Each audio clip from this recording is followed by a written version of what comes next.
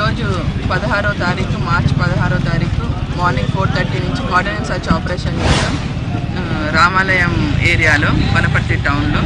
So almost 64 two వీలర్స్ని ఒక ఆటోని seize చేసాము.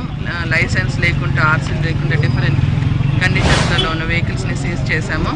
ఇంకా మేము మా పోలీసు ఆల్మోస్ట్ 80 మంది కానిస్టేబుల్స్, 10 మంది ఎస్ఐలు, సిఐ గారు, మేమందరం కలిసి కోఆర్డినేట్ సర్చ్ ఆపరేషన్ చేసాము. సో ఆపరేషన్ చేశాక చాలా హౌసెస్ సర్చ్ చేసాము. ఆల్మోస్ట్ 300-400 ఇల్లులు చూసాము. చాలామందిని ఒక 5-6 డిటైన్ కూడా చేసాము.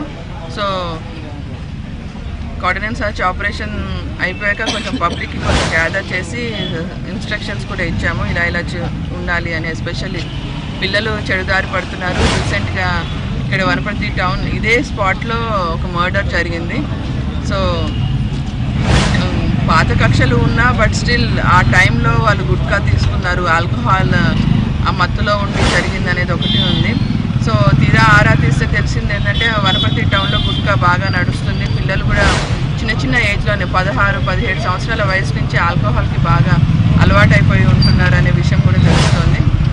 సో దీనివల్ల మేము కొంచెం స్ట్రింజెంట్ యాక్షన్స్ తీసుకోవటం స్టార్ట్ చేశాము. సో వనపర్తి టౌన్ని కంట్రోల్ చేయడం కోసం అన్ని విధాలుగా ట్రై చేస్తాము. Thank you.